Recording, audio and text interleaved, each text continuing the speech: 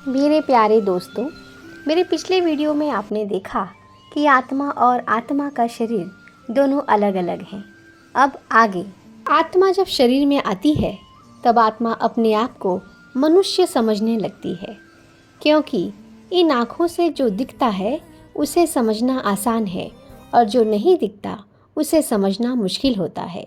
शरीर दिखता है और आत्मा नहीं दिखती है।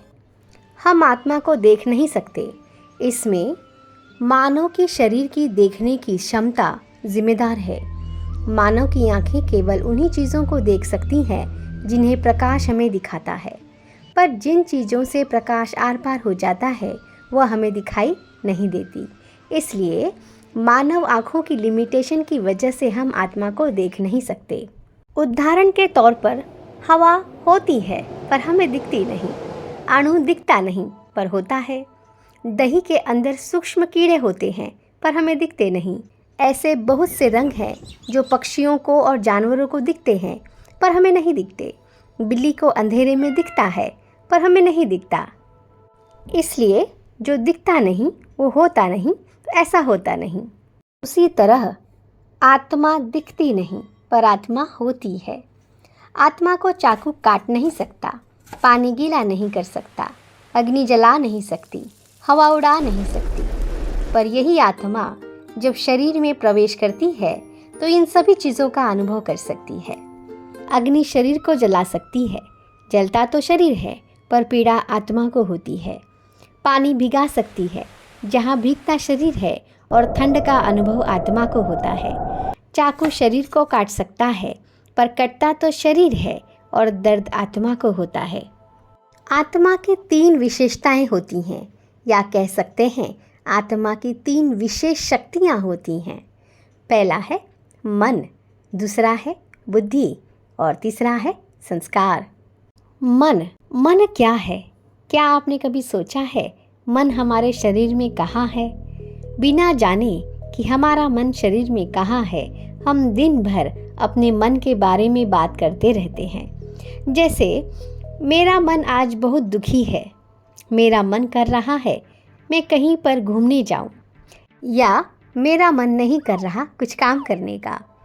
ये मन ही है जो विचार करता है, ये मन ही है जो अनुभव करता है। मन अलग अलग भावों को अनुभव करता है। भाव जैसे खुशी, जलन, प्रेम, दुख, दया, आनंद, क्रोध, लालच इत्यादि। यानी मन ही नेगेटिव और पॉजिटिव भावनाओं को महसूस करता है। बुद्धि का काम है तर्क करना। मन में उत्पन्न होने वाले हर संकल्प को बुद्धि अपने तर्क से समर्थन या विरोध करती है। जैसे कोई विद्यार्थी बच्चा पढ़ाई के समय फिल्म देख रहा हो तो बुद्धि तर्क करेगी, चलो पढ़ना है, फिल्म बाद में देखेंगे। कई बार हमने अपने जीवन में देखा होगा, मन कुछ और करने की इच्छा रखता है और बुद्धि कुछ और तर्क दे रही होती है कि क्या सही है और क्या गलत है। इसी मन और बुद्धि के विचारों के कारण मनुष्य कंफ्यूज जैसे स्थिति में होता है कई बार अपने जीवन में। संस्कार, जो कार्य हम रोज़ रोज़ करते हैं और उसकी हमें आदत पड़ जाती है तब उसे संस्कार कहते हैं। उदाहरण के तौर पर कई लोगों को सुबह जल्दी उठने की आदत होती है और कई लोग देर तक सोते हैं। कई छोटी छोटी बातों पर गुस्सा करते हैं और कई हर परिस्थिति में अपने आप को शांत बनाए रखते हैं। तो आप यह कह सकते हैं आपकी आदतें ही आपके संस्कार हैं। मन, बुद्धि और संस्कार, यह आत्मा की 3 विशेष शक्तियाँ हैं जिनके द्वारा इस संसार में आत्मा कर्म करती है। इस संसार में चाहे पुरुष हो या स्त्री, हम सभी आत्मा हैं। आत्मा की कोई उम्र नहीं होती। आत्मा ने कभी जन्म नहीं लिया और ना ही आत्मा की मृत्यु होती है। जन्म, मृत्यु और आयु का बढ़ना ये सिर्फ शरीर के साथ होता है।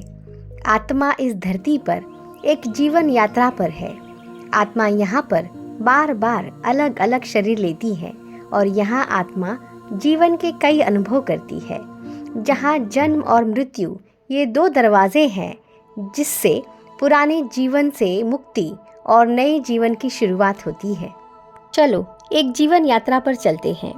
एक बार एक माँ के गर्भ में एक नन्ही सी बच्ची का शरीर विकसित हो रहा था। गर्भ जब 4 महीने का था तब एक आत्मा गर्भ में बच्चे के शरीर में प्रवेश करती है। कुछ समय बाद एक प्यारी सी बच्ची का जन्म होता है। यहाँ से जीवन की शुरुआत होती है। नन्ही सी परी बहुत सुंदर थी।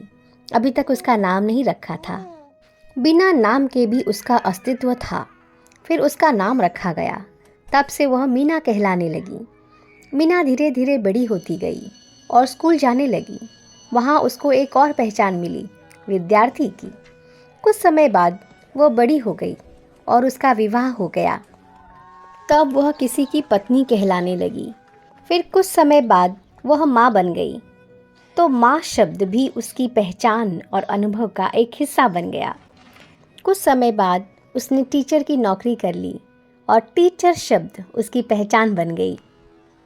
शरीर अब ढलने लगा और उम्र की ढलान पर जीवन में एक सुकून आता है और कुछ समय बाद इस शरीर को अलविदा कहने का समय आ जाता है।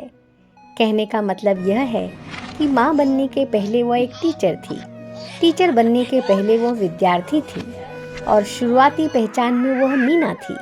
पर मीना के पहले उसकी पहचान थी कि वह एक आत्मा है। आत्मा के कुछ और पहलुओं को हम अगले वीडियो में जानेंगे। मेरे प्यारे दोस्तों, अगर आपको मेरा वीडियो अच्छा लगता है तो आप मुझे सब्सक्राइब करें और जिन प्यारी सी आत्माओं ने मुझे सब्सक्राइब किया है उनका धन्यवाद। आपके एक सब्सक्राइब से मुझे प्रेरणा और खुशी मिलती है, तो आप मुझे लाइक करें, कमेंट करें, शेयर करें। मेरे प्यारे दोस्तों, मेरे साथ अंत तक बने रहने के लिए धन्यवाद। मैं आपकी प्यारी दोस्त कर्मा जागृति।